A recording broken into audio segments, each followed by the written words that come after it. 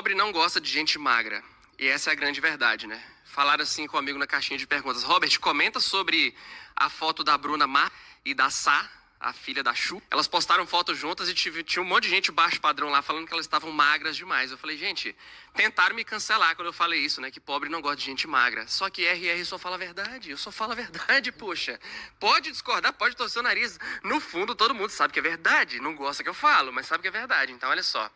Na cultura baixo padrão, existe a cultura do carnaval, da paniquete, que viralizou, né, na última década.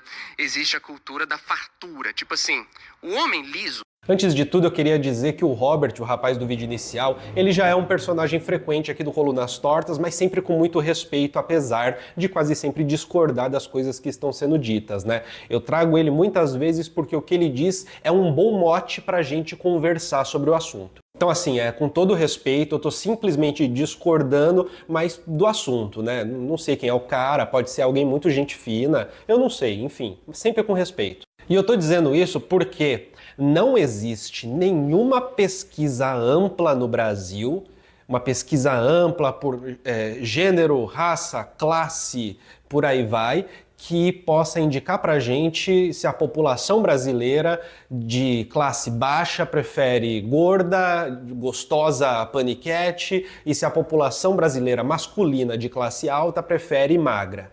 Isso simplesmente não existe. Uma coisa chamada padrão de beleza.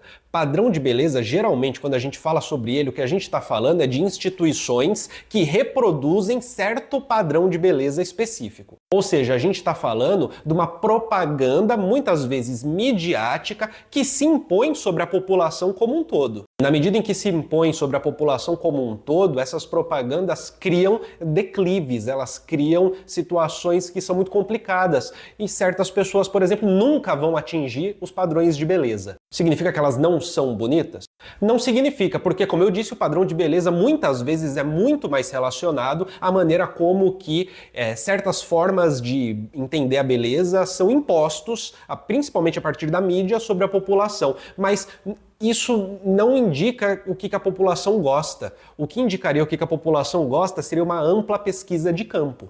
E aí você conseguiria pegar meio que uma fotografia, né, um momento específico do gosto da população. Um gosto que é completamente variável e modificável. Estou dizendo isso porque você sai na rua, anda na avenida, você vai ver gente de todas as formas se relacionando. Independentemente da classe social, inclusive. Mas o mais interessante é que o que você vai ver, quando você tem uma visão mais ampla da sociedade brasileira principalmente, é que há uma tendência muito grande da pessoa que é pobre, ela ficar obesa. A obesidade, ela meio que virou uma epidemia no Brasil.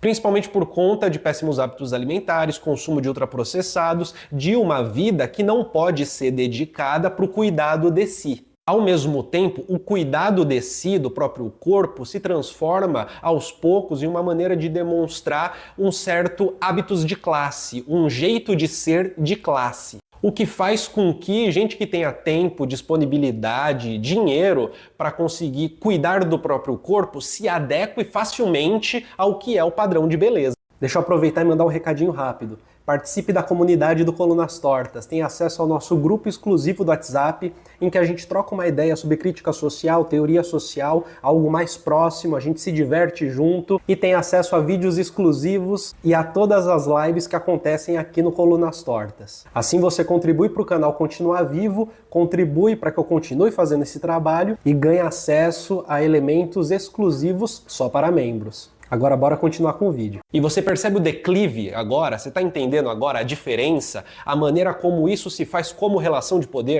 E ao mesmo tempo a maneira como que não existe nenhuma prova concreta de uma preferência, nem nada do tipo? Eu acho que vale sempre dizer também que quando a gente diz assim muitas vezes, né? Mas não precisa de pesquisa, eu vejo isso todo dia. A nossa intuição ela costuma falhar muito, a gente costuma errar bastante com a nossa intuição. Principalmente porque aquilo que é intuitivo não vem do nada. Geralmente, o que faz com que algo seja intuitivo é uma certa estrutura de critérios, de entendimentos que já existe no sujeito antes da intuição aparecer.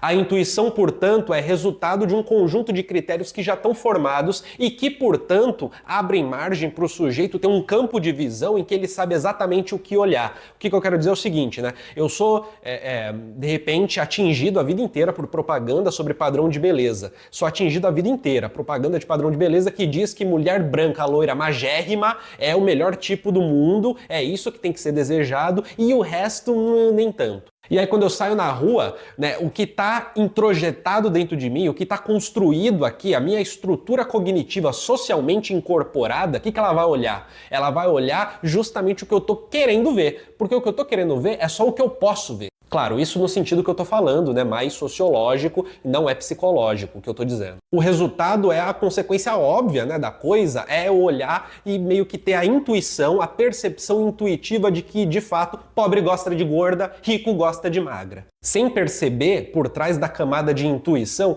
que existem uma série de fatores econômicos, sociais, políticos que transformam a forma do corpo das pessoas. Existe uma série de fatores também que são culturais, que são criativos, que as pessoas estão a todo momento criando valor que pode mostrar pra gente um gosto que de repente é singular e que vai contra um padrão de beleza. O que eu estou dizendo é que a produção de valor, de gosto e também satisfação sexual, desejo, tudo isso é meio que socialmente construído mesmo. Até o desejo, até o alvo do desejo, aquilo que se deve desejar, porque afinal de contas, mesmo que a gente considere que o desejo é uma relação significante que se tem com o outro, esse outro socialmente existe e ele precisa ser coberto pelas camadas simbólicas da vida social. Dessa maneira, esse outro que realmente existe será um alvo previsível do desejo. Até o desejo é construído socialmente. E é variável também, porque como qualquer elemento social, é cheio, assim, lotado de diferentes formas de ser construído e de se expressar concretamente na realidade. Eu não estou dizendo que não existem padrões em diferentes cidades, em diferentes sociedades, em diferentes comunidades, grupos sociais. Não é sobre isso. Existem padrões, regularidades de como se gosta de um corpo, de outro, de uma pessoa, de outra, às vezes para além do corpo, outros elementos também, né? Obviamente. Só que é muito difícil extrair essa regularidade simplesmente a partir do senso comum, que é, qual é o senso comum? O senso comum é o pobre gosta da gostosona, já o magro, que é uma pessoa mais elegante, gosta do corpo muito mais magro, né? O rico gosta do corpo muito mais magro, porque magras são elegantes e a elegância do rico e tal. Você entende como isso é um imaginário de senso comum, extremamente, assim, cotidiano, um negócio que não tem como afirmar nada sobre?